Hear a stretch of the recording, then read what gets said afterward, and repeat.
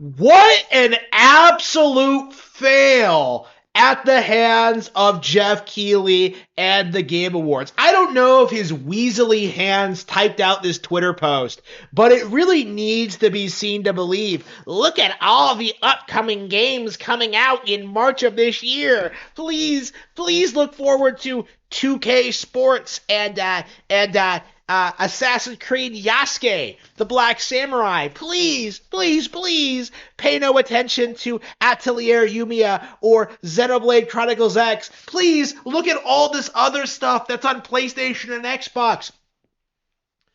Absolute coping and seething.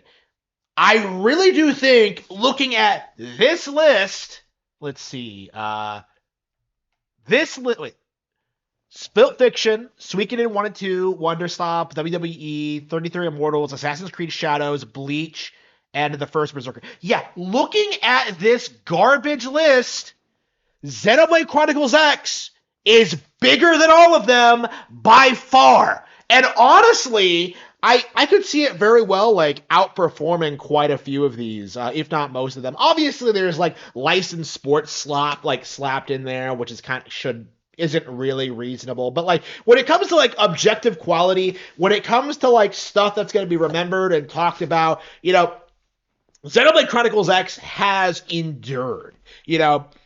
Like it has like this is a decade-old game that has stood the test of time in spite of Jeff's best efforts to bury it back when it came out in 2015. Actually, no. What happened in 2015 was that game came out in December.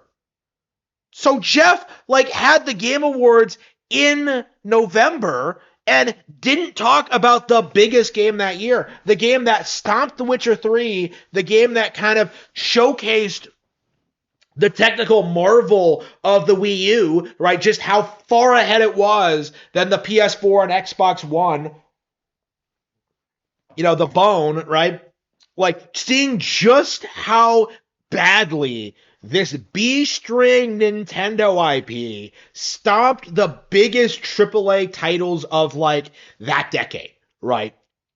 It was embarrassing, right? And of course, 2 years later, Breath of the Wild would come out and the Switch would dominate, and there was just no burying that. But like at the time, Xenoblade Chronicles X went under the radar because at the time, people actually listened to game journalists and actually thought they were somewhat respectable and actually knew what they were talking about. No more, right? Going into like this year, it seems like there has been a major culture shift over the last decade, right? Where people have noticed that like, wait a minute, we've gotten 4 Xenoblade games over the past decade, and all of them are better than Baldur's Gate 3, Elden Ring, Witcher 3, like Xenoblade Chronicles 3 by itself is better than all of that, right? And X, I think, is really one of those games that really demonstrates just how far ahead of the rest of the industry Nintendo and Monolith Soft actually are. Because this game really showcases just how much more creative the open worlds are, just how much more there is to do, like the combat system, the scope, the unlockables, the fact that you have to like work up to getting a mech, right? Things like that, right? Like all of it just makes the game feel like some monumental, top tier, amazing adventure, far beyond the slop that you get on PS5 or Xbox, or even like the PS6, like Grand Theft Auto 6 is going to look underwhelming compared to this decade-old Wii U game. Like think about that for a second. Like that is what we're working with here. And this is the reality that we've seen over the past the decade. The franchises that the industry has desperately tried to bury, Fire Emblem, Xenoblade, and Pokemon, stuff like that. A lot of these franchises that the industry seriously made a concentrated effort to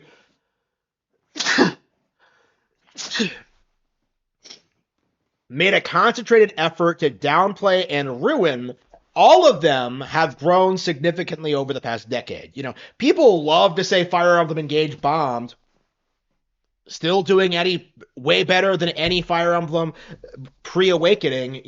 Like people were saying Xenoblade Chronicles 3 was bombed and it was censored, and that's just leading to people calling the censorship community fucking retards and like disavowing them. Like the sheer amount of people I have seen calling out censorshitters over like the Xenoblade allegations have been amazing, right? Like it needs to be understood that the critics of Xenoblade are tourists. They don't know what they're talking about. They don't have any respect for the IP or its legacy or Nintendo or Monolith Soft or like anything that like the series is, right? They just have this weird warped idea, Fire Emblem Awakening and Xenoblade Chronicles 2 only did well because of waifus. Like, what are you talking about? Like those series had extreme growth because they managed to hit a formula that really appealed to its target demographic, right?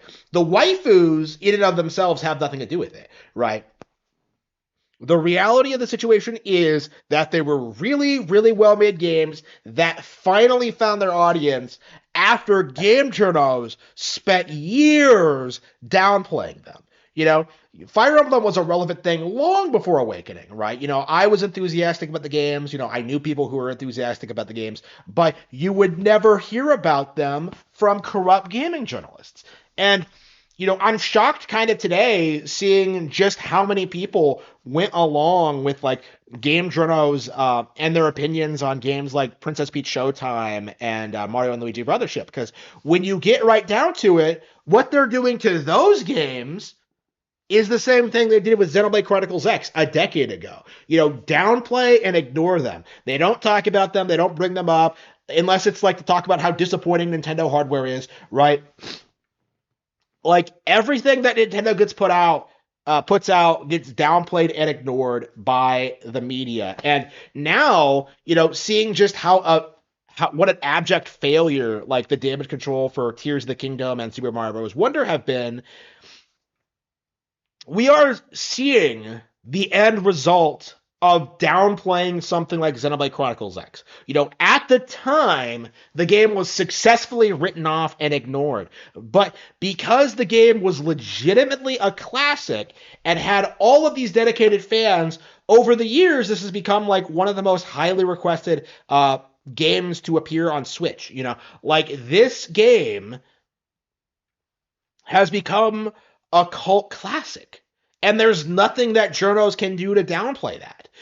They can do whatever they want. They can cry. They can seethe. They can conveniently leave out Xenoblade Chronicles X out of Twitter posts covering major March releases.